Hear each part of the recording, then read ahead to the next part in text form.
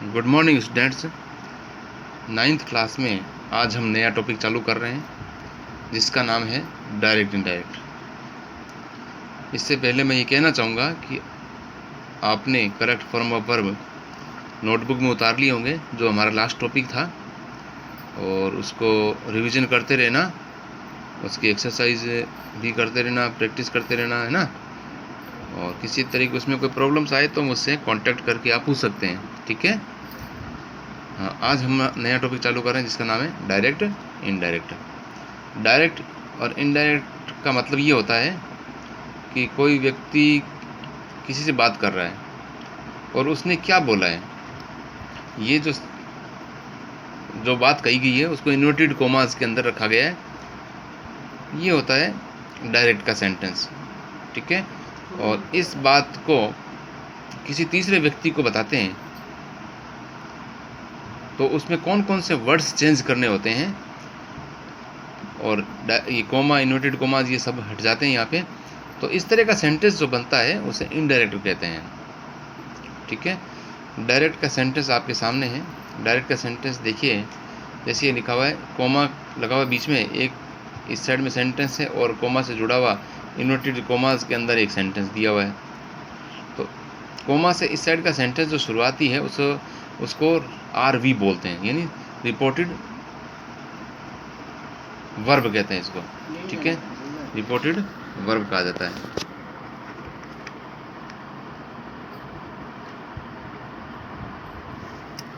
ये reported verb है। और इन्वर्टेड कोमास के अंदर जो सेंटेंस दिया हुआ है इसको RS यानी रिपोर्टेड स्पीच कहा जाता है, ठीक है। RV का सेंटेंस जो यहाँ से यहाँ तक दिखाया गया है, इसमें सब्जेक्ट होता है आगे बोलने वाला और सुनने वाला होता है ऑब्जेक्ट। ये मैंने ऊपर लिखा है, ये सब्जेक्ट है आगे कहने वाला और ये पीछे सुनने वाला होता है। सेट टू के बाद में सुनने वाला होता है, उससे ऑब्जेक्ट कहा जाता है, ठीक है। ये मैंने यहाँ लिख दिया है। और जब इनको चेंज किया जाता है, यानी ये डायरेक्ट का सेंटेंस है, ठीक है, इस तरह का सेंटेंस आता है। और जब इनको चेंज किया जाता है तो वो इनडायरेक्ट में बनता है। और इनडायरेक्ट में बनाते समय इसमें बहुत सारे चेंजेस करने पड़ते हैं। जैसे सेड टू यहाँ लिखा हुआ है तो यहाँ मैंने टोल्ड लिखा है, ठीक है। ये सब्जेक्ट ही है तो ये ही ऐसा कैसे उतर गया, मी का ये मी ऐसे कैसे उतर गया। बीच में कोमा और इन्वर्टेड कोमास को हटा करके बीच में डेट लगाया है, ठीक है। और आई का यहाँ पे ही बनाया है। तो ये बहुत सारे चेंजेस होते हैं। इन चेंजेस को एक एक करके हम सीखेंगे। यहाँ हेल्पिंग और एम लिखी हुई, यहाँ वॉज लिखा हुआ है ना, और इन्वर्टेड कोमास भी हट गया। तो इसको जो चेंज हुआ है इसको चेंज करना हम सीखेंगे। सबसे पहले एक एक करके वर्ड्स पर ध्यान देंगे और बदलना सीखेंगे। जैसे ही सबसे पहले सब्जेक्ट दिया हुआ है तो सब्जेक्ट कोई चेंज नहीं होता, यूँ की उतर गया। यहाँ पे देखो ही का ही लिखा है। सेड टू चेंज करके मैंने टोल्ड लिखा है। सबसे फर्स्ट जो चेंजेस है वो यहाँ पर है, ठीक है। तो इस सेड टू को टोल्ड में बदला है, और सेड टू को किस किस में बदला जाएगा सबसे पहले हम इस पर बात करते हैं। और ये जैसे सेड टू की जगह लगने वाले जो है वर्ड्स, ये हेडिंग डाली मैंने, और यहाँ 5 तरह के चेंजेस हो सकते हैं। यानी सेड टू को बदल करके 5 कंडीशन में बदला जा सकता है। कहीं पे टोल्ड लगेगा, कहीं पे आस्क्ड भी लगेगा, है ना, कहीं पे कमांडेड लगेगा, या ऑर्डर्ड भी हो सकता है। इस तरह से बहुत सारे वर्ड्स यहाँ पे दिए हुए हैं। तो इसको एक एक करके हम पढ़ेंगे। यदि RS में सिंपल सेंटेंस हो, है ना, तो सेड टू को टोल्ड में बदलते हैं। यानी यहाँ पर RS में कोई सिंपल सेंटेंस का मतलब ये हुआ कि इसमें कोई क्वेश्चन मार्क नहीं है, इसमें कोई सजेशन नहीं है, इसमें कोई ऑर्डर नहीं दिया हुआ, इस तरह का कोई सेंटेंस, प्लीज़ काइंडली वाला भी नहीं है ना। तो इस तरह का कोई नहीं दिया हुआ सेंटेंस तो फिर ये सिंपल सेंटेंस माना जाता है। और सिंपल सेंटेंस हो तो यहाँ पर ये यहाँ पे लिखा मैंने, सेड टू को टोल्ड में बदलते हैं, ठीक है। पहला रूल ये इसका ये है। सेकंड वाला देखिए, यदि RS में WH से शुरू होकर प्रश्न बना गया है, या हेल्पिंग वर्ड से शुरू होकर कोई प्रश्न बना हुआ है, तो ऐसे सेंटेंस अगर RS में दिए हुए हैं तो फिर सेड टू को आस्क्ड में बदलते हैं। कहने का अर्थ ये है कि RS में यहाँ पर अगर क्वेश्चन मार्क लगा हो, इस जगह क्वेश्चन मार्क हो, तो इसको क्वेश्चन मार्क को देखते ही इस सेड टू को यहाँ पे जो है अब की बार आस्क्ड लिखा जाएगा। यहाँ टोल्ड नहीं होगा, फिर आस्क्ड होगा, क्योंकि ये क्वेश्चन मार्क दिया हुआ है। यानी इस सेंटेंस के अकॉर्डिंग यहाँ पर ये वर्ड बनता है। सिंपल सेंटेंस है, डेट लगा दिया, क्वेश्चन मार्क वाला है तो यहाँ पर आस्क्ड लगा दिया, ठीक है।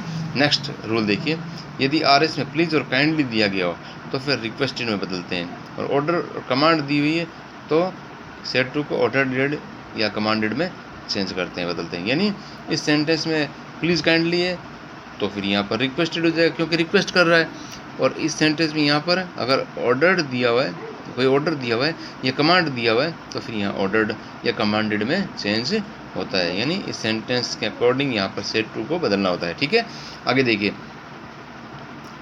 यदि आर एस डोंट से शुरू हो तो फिर सेट टू को फॉरवर्ड में बदलते हैं। यानी यहाँ पर don't go, don't play, don't eat ऐसे वर्ड्स दिए हुए हैं, ऐसा कोई सेंटेंस दिया हुआ है तो फिर इसको डोंट से देखते ही आपको यहाँ सेट टू को फॉरवर्ड में बदलना होता है, फॉरवर्ड में चेंज करना होता है। ठीक है, इतने रूल्स हैं। इसके बाद में आगे क्या होता है हम आगे पढ़ते हैं। हाँ देखिए, आर एस में कोई एडवाइस या सजेशन दिया गया हो, अगर कोई सजेस्ट किया हो या कोई एडवाइस दी होगी आर एस में तो सेट टू को एडवाइस्ड या सजेस्टेड में बदलते हैं।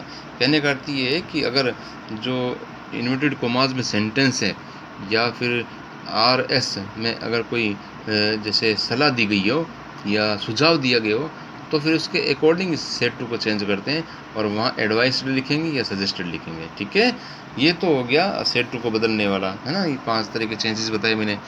अब दूसरा चेंजेस इस सेंटेंस में आता है वो है कोमा की जगह लगने वाला वर्ड। जैसे हमने पिछले टाइम पढ़ा था कि कोमा की जगह जो सेंटेंस चेंज करके बनता है, कोई डेट लगाया जाता है या और कुछ लगाते हैं, तो खूब सारे चेंजेस होते हैं। वो इस एक एक करके इनको हम पढ़ेंगे। तो देखिए, कोमा की जगह लगने वाले कनेक्टिव्स, ठीक है, ये मैंने हेडिंग डाली है। यानी आरवी और आरएस के बीच में, आरवी और आरएस को जोड़ने वाले कुछ वर्ड्स होते हैं जो कनेक्टिव्स कहलाते हैं, वो इस प्रकार के हो सकते हैं, उसको हम पढ़ते हैं।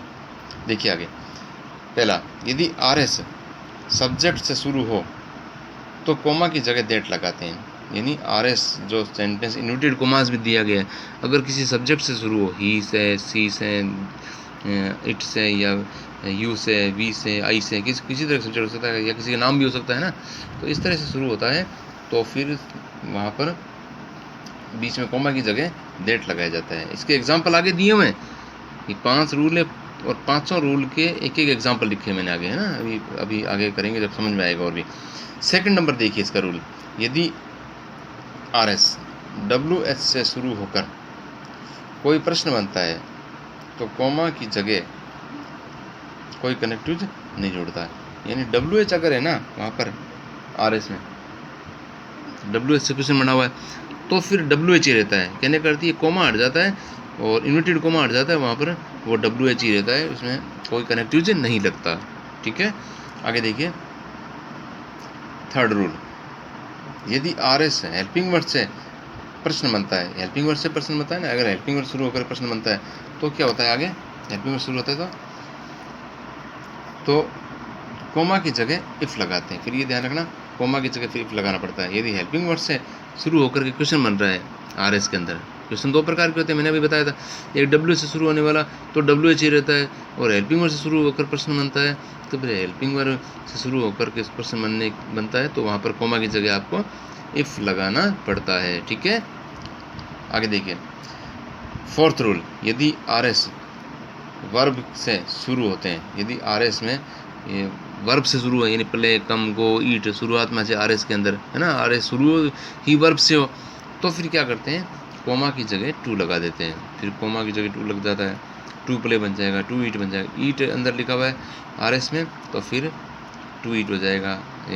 शुरुआत अगर प्ले से है तो टू प्ले हो जाता है। यानी कहने का अर्थ ये है, यदि आर एस हेल्पिंग ये वर्ब से शुरू होता है तो फिर वहाँ पर कोमा की जगह कनेक्टिव से टू लगाते हैं। ठीक है, आगे देखिए, फिफ्थ रूल, यदि आर एस डोंट से शुरू होता है तो कोमा की जगह नॉट टू वर्ब की फर्स्ट फॉर्म कर देते हैं।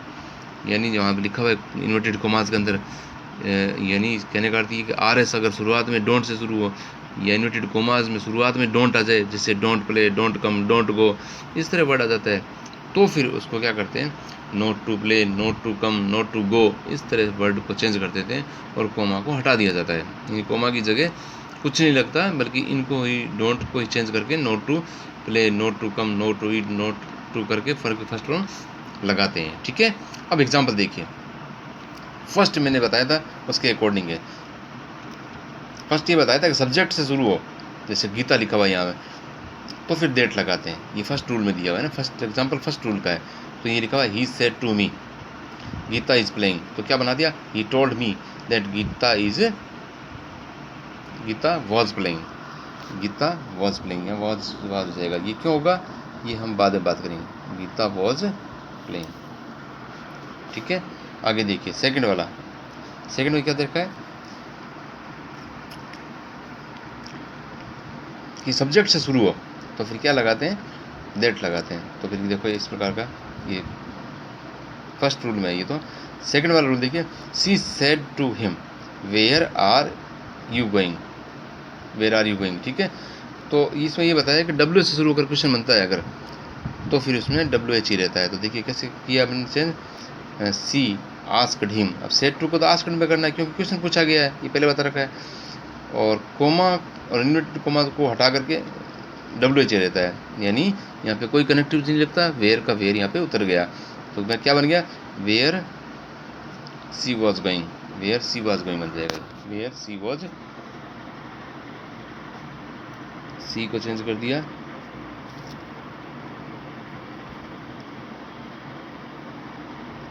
Where C was going. ठीक है, अब ये वेयर सी वॉज गोइंग क्यों हुआ, वेयर का वेयर रहा, उसके बाद में सी जो बना,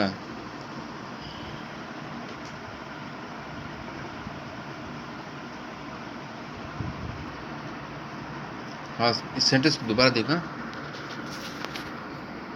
इसमें लिखा हुआ है she said to him where are you going. ठीक है, अब ये आपके सामने देखो आर एस में डब्ल्यू एच दिया हुआ है और क्वेश्चन बना हुआ है, तो फिर यहाँ पर सेड टू को तो आस्क्ड बनेगा, तो क्या बन गया, सी आस्क्ड हिम।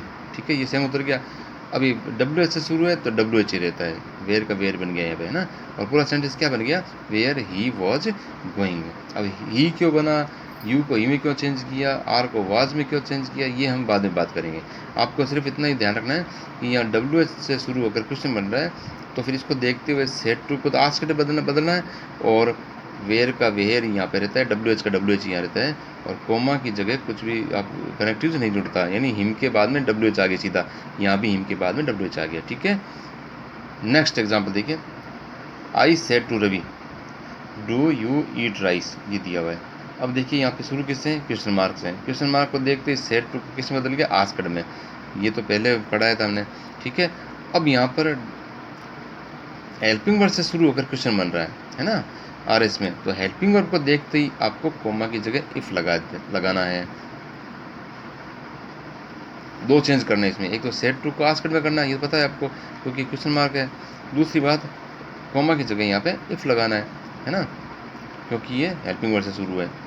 और बाकी चेंजेस इसमें सामने मैं बताता हूँ, I asked Ravi if he ate rice, अब यहाँ एट क्यों हुआ, ईट का एट क्यों हुआ, यू का ही क्यों होना, ये हम नेक्स्ट टाइम में पढ़ेंगे, क्योंकि हमें इस रूल्स में इतना ही देखना है कि सेड टू को किस में चेंज करना है और कोमा की जगह कौन सा कनेक्टिव्स लगाने हैं। ठीक है, अब देखिए नेक्स्ट, अब फोर्थ रूल जो था हमारा उसमें दिया हुआ था अगर आर एस वर्ब से शुरू हो तो फिर जो है टू कनेक्टिव्स लगाते हैं, यहाँ पे टू लगाया। अब देखिए समझते हैं सेंटेंस को, the doctor said to me, ठीक है, ईट फूड, ये इन्वर्टेड कोमास में दिया हुआ है, तो फिर क्या किया, यहाँ पे देखो डॉक्टर ने मुझे सलाह दी है, तो एडवाइस है, ये एडवाइस को देखते सेड टू को एडवाइस्ड में करना है पहली बात तो ये, तो क्या बन गया, the doctor advised me, said to को चेंज किया एडवाइस में। ठीक है, अब यहाँ वर्ब से शुरू हो गया, यानी ईट प्ले कम गो, ये वर्ब होती है, वर्ब से शुरू है अगर सेंटेंस, यानी आर एस वर्ब से शुरू है तो आपको पता है कि टू लगाना होता है, फोर्थ रूल में हमें ये पढ़ा था, तो यहाँ पे टू ईट फूड ऐसा कैसा उतार दिया।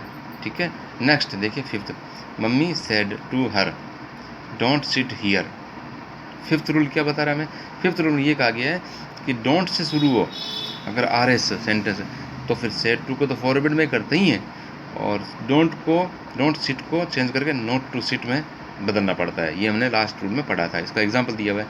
तो क्या बन गया sentence, mummy forbade her not to sit there, अब ये हियर का देयर क्यों हुआ ये हम बाद में बात करेंगे, और बाकी कोई देखो कोमा हटा करके और कोमा की जगह कुछ नहीं लगा और डोंट सिट को नॉट टू सिट बन जाता है। ठीक है, और सेड टू को फॉरबेड में चेंज कर दिया। तो हमने आज दो रूल्स पढ़े हैं, सेड टू को कैसे बदलना होता है वो समझा है, और कोमा और इन्वर्टेड कोमास की जगह बीच में कनेक्टिव्स लगाया जाता है, उस कनेक्टिव्स के बारे में पढ़ा है। तो 5 कंडीशन है इनको रूल्स को उतार लेना बेटा नोटबुक में और इनको फिर समझना, और इसके आगे और क्या रूल्स बनते हैं, कैसे एग्जाम्पल्स होते हैं, हम इसको नेक्स्ट क्लास में पढ़ेंगे। Thank you.